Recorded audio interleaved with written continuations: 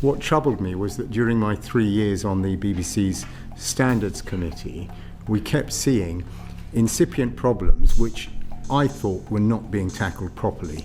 And indeed, I thought the problems were getting worse. I was hoping that the concerns I had could and would be addressed privately. In the first instance, that was why I wrote to the board. For reasons I can go into if you wish, it became pretty clear to me the board was not taking stuff as seriously as I'd hoped and assumed it would.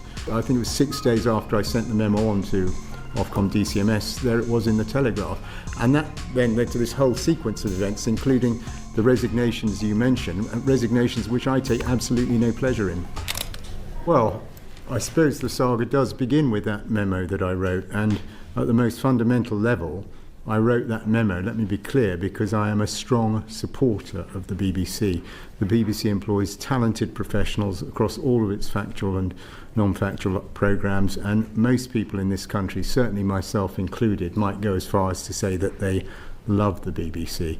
What troubled me was that during my 3 years on the BBC's Standards Committee, we kept seeing incipient problems which I thought were not being tackled properly. And indeed, I thought the problems were getting worse.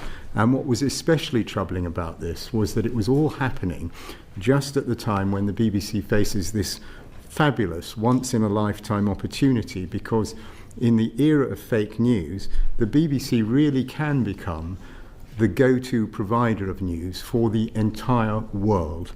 I think that's something that could happen. I would like it to happen, but it can only happen successfully if the BBC, I think, does a better job addressing these incipient and growing problems of the type that the Standards Committee kept identifying. And that's why I tried to alert the BBC board to what was going on, and indeed thereafter sent the memo on to Ofcom and DCMS. There was no ideology at play here, no party politics. If, for example, if you take the example of the US elections report that came before the committee, if it had found that it had been Kamala Harris misrepresented, not Donald Trump, I would have acted in exactly the same way, because I don't want the BBC's coverage skewed this way or that way. I just want it to be impartial, accurate and fair. So were you surprised that your memo about BBC editorial standards led to the resignation of the head of BBC News and then the Director General? I was, because I never envisaged events playing out in the way they did. I was hoping that the concerns I had could and would be addressed privately. In the first instance, that was why I wrote to the board. For reasons I can go into if you wish, it became pretty clear to me the board was not taking stuff as seriously as I'd hoped and assumed it would. So I then sent the memo on to Ofcom and DCMS. Now, I'm very clear, and members of this committee, you're experts in this stuff, you'll know this, that the Ofcom and DCMS have very limited powers over the BBC, and quite rightly so, because the BBC is independent. But nevertheless, what I had hoped was that someone senior, be it at DCMS or be it from Ofcom, might have a classic quiet word with the high-ups at the BBC saying, you are taking this with adequate seriousness, are you? And indeed, we now know, since the leak, that I think Michael Grade at Ofcom has said he was planning to, or I hope I'm not misrecalling this, I think he said he was planning to have some kind of discussion with the BBC. So I was hoping this could all be sorted out fairly quietly. As it happens, I think it was 6 days after I sent the memo on to Ofcom DCMS, there it was in the Telegraph.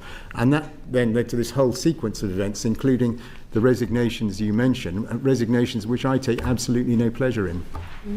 And in his resignation statement, Tim Davie described the BBC as a critical ingredient of healthy society and that we should champion it, not weaponise it. Who do you think he was aiming that comment at?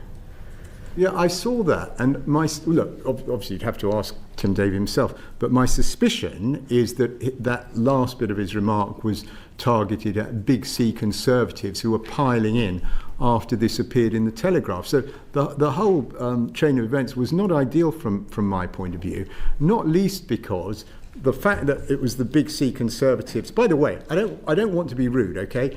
Anyone who saw that memo and its contents and took it seriously and had concerns, including big C Conservatives, I'm glad. I don't want people to think I'm getting at one party rather than the other.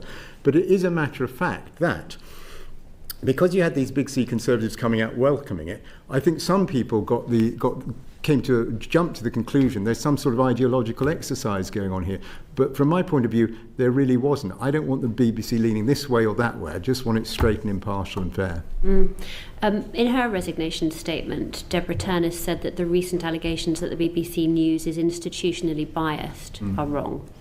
Do you think the BBC is institutionally biased? No, I don't, and I'm sure someone's going to correct me pretty quickly if I'm wrong, but I just reread the memo yet again outside the door here. I don't think I used that phrase anywhere in the memo, and I do not think it's institutionally biased. Let's be very clear. Tons of stuff the BBC does is world-class, both factual programming and non-factual programming.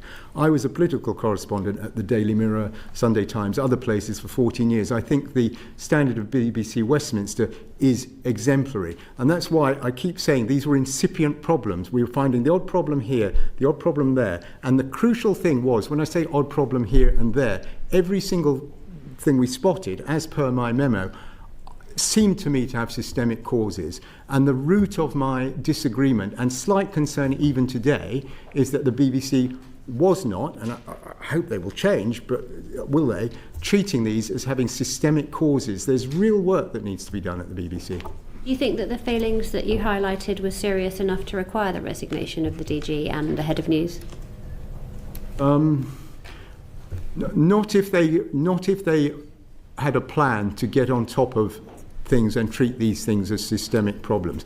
I mean, look, I'm keenly aware. I don't want to come before you sounding like I'm some sort of pompous figure, right? It's not necessarily for me, humble old me, to tell the Director General of the BBC exactly how to do his job. But you've asked me a straight question. I would have hoped they'd get on top of these problems, start sorting them out in a systemic and more methodical way, and everything would have been fine. Mr. Prescott, you've just said that the BBC is not institutionally biased. What is your bias, if you have one? Well, it's always a tough job, isn't it, spotting your own biases? I mean, you know, when you read about these centrist dads, I think I'm a centrist dad. That would probably cover it. I mean, actually, you know what? To that question, there are a lot of people. I know you folks haven't gone here so far, but there's been a lot of stuff in some of the papers about Robbie Gibb, and the chair was asking, was one personality more dominant than another? You're asking about my preferences. I am no ideological soulmate of Robbie Gibb, for example. I'm a centrist dad. I'm a centrist dad too, but a company that you work for received over £100,000 from Larry Ellison, a Republican mega donor. You'll be aware that Donald Trump has removed funding from a lot of public service broadcasters. Is it true that you actually want the BBC to be impartial? Yes. Based on those affiliations? It's totally true. Yes, of course it is. You said there's some real work to be done at the BBC. Along what lines? Do you think any of that work should be done at the boardroom level? I think it's a job for the executive, overseen by bodies like the board and the Standards Committee. And if I give you an example, it might help explain what I mean. One of my sadnesses was that when this thing did leak into the public domain, that so much focus, I do understand why, but so much of the focus went on to Trump Panorama, okay? But for me, the most heartfelt, the thing I felt most passionately about was the BBC put out one day, over 12 hours, on all its bulletins, a story saying that ethnic minority people in this country were being charged more for their insurance purely because of their ethnicity. And when David Grossman looked into this, he found the story to be utterly untrue. I mean, so it was a dreadful thing to put out, particularly given, it's wrong. It must have been deeply upsetting for many people out there, particularly ethnic minority people who heard that story all day long. Anyway, it was untrue. So you just have to ask yourself, okay, how could the BBC get this so wrong? Who had the idea of doing this story? Who conceived of it? Who did the initial research? Who did the initial reporting? Who wrote the script? Which editors cleared it across the whole of the BBC all day? A completely untrue report. There were multiple levels of editorial failure. Now, we never got a good accounting for that at the Standards Committee, and I would have expected, with a better culture when it came to these things, a complete look at every single failure and ideas for correction. I said many times at the committee meetings that things would come up, many of them in my memo, and I said, to me, this makes me worry about recruitment, about training, about professional standards, about the systems, about the processes. The BBC, I know in the chairman's memo, he tries to say, oh, all this stuff is old. We dealt with it all. Well, to me, what I was frequently seeing was that the BBC's idea of dealing with something was to change the editors around, tweak the written guidelines. But there was never, it seemed to me, any willingness, and take the story I've mentioned, to look into exactly what went wrong there and whether there were deep implications. And of course, since the memo came out, you've had people like Mark Irwin, very respected, former BBC correspondent. He's done a piece on Substack. I don't know if you've read it. It's worth reading, where he seems to sort of, he's not criticising my memo, far from it, but he says he thinks that there are issues like this in the BBC, and there are deep cultural forces at play here. So there's a lot for them to look at. You mentioned the memo a few times. You also told us that you'd sent it to Ofcom, DCMS, and you'd had that meeting with the BBC. 2 weeks later, the Telegraph had that memo, and they said that it was circulating around government departments. Do you have any idea how that memo got to those other departments or the Daily Telegraph? No, absolutely not. All that I know is what I've stated. Did you share that memo with anybody else beyond the BBC board? Absolutely and those not. committees? Oh, well, sorry, Ofcom and DCMS, but beyond that, no. So somewhere there's a leak. Any idea where that might be? The case. No, I have no idea.